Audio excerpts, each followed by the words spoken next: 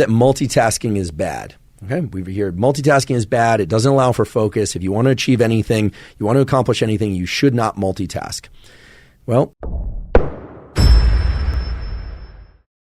multitasking is not a myth. It does exist, just under a different name.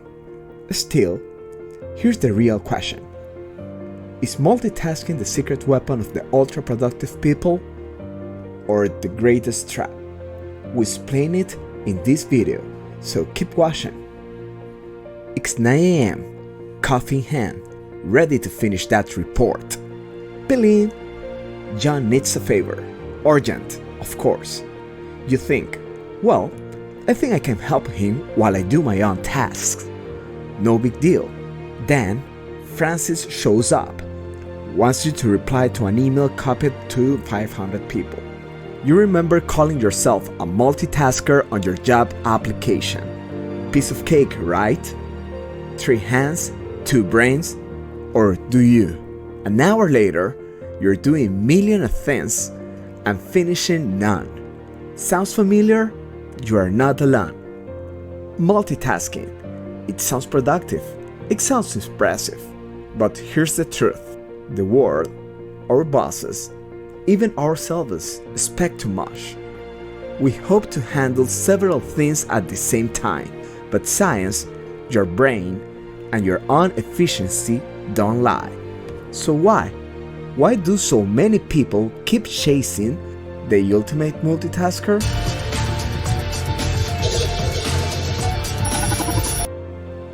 Well, that's not my reality. And according to scientists, it's not most people's reality either. Let's put it to the test. Try clicking the like button, hitting subscribe, and leaving a comment at the same time. Were you able to?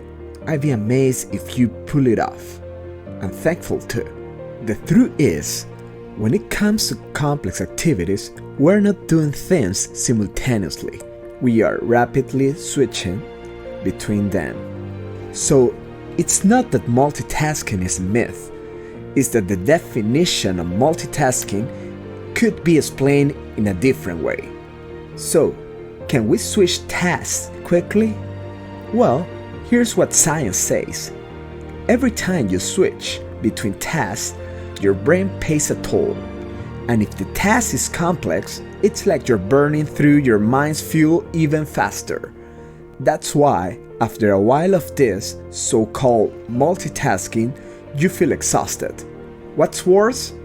All that multitasking leads to more mistakes, less efficiency, and wasted time. Neuroscience says task switching can slash productivity by up to 40%. But that doesn't mean that we cannot switch between tasks in an efficient way. Actually, Andrew Huberman says the following. Multitasking is bad. Okay, we hear multitasking is bad. It doesn't allow for focus. If you want to achieve anything, you want to accomplish anything, you should not multitask. Well, turns out that's wrong. Turns out that there is a role for multitasking, but the multitasking has to be placed at a particular time within your goal-seeking behavior in order to be effective. And so there are really nice studies now pointing to the fact that doing a bit of multitasking prior to jumping into some focused, goal-directed behavior, whether or not it's mental behavior or physical behavior, can actually be useful because it gets us into action. So we've all been told that multitasking is terrible, but if you, for instance, find yourself cleaning up your house and also checking your phone and doing a number of things right at the point where you should be sitting down to write or do some focused work, it probably reflects some adaptive mechanism where you use action and somewhat varied multitasking action in order to generate adrenaline in your system, because adrenaline just gets you into action. You can also choose to focus on a specific task, and science shows you will accomplish more, make fewer mistakes, and work more productively. In his book, Deep Work, called Newport explained, the ability to perform deep work is becoming increasingly rare. At exactly the same time, it is becoming increasingly valuable in our economy. In other words, focus is now your superpower.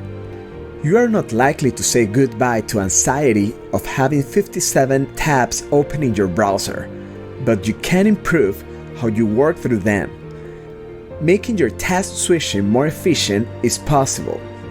Newport says, efforts to deepen your focus will struggle if you don't simultaneously wean your mind from a dependence on distraction. Less mental clutter means more mental resources available to deep thinking. Another great book that explores this topic is The One Thing by Gary Keller. Success demands singleness of purpose.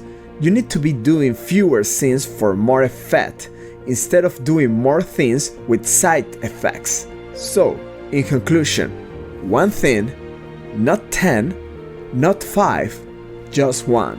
Thanks to all these books and a few podcasts, I realized that the secret to getting more done isn't doing more, it's doing less better. It doesn't mean ignoring everything else. It means giving your full focus to what matters most, one thing at a time. As Newport says, less mental clutter means more brain power to get things done. Keller, in The One Thing, talks about the domino effect.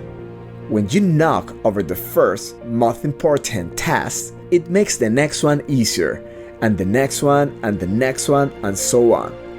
Momentum is built, not from doing more, but from doing what matters. So stop trying to be everything, everywhere, all at once.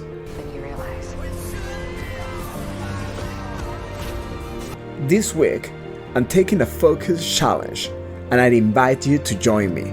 Each morning, I'll pick one task that makes everything else easier or unnecessary. That's my lead domino. No more to-do lists, just one clear priority. So leave us a comment and let us know, what's the one thing you are focusing on today?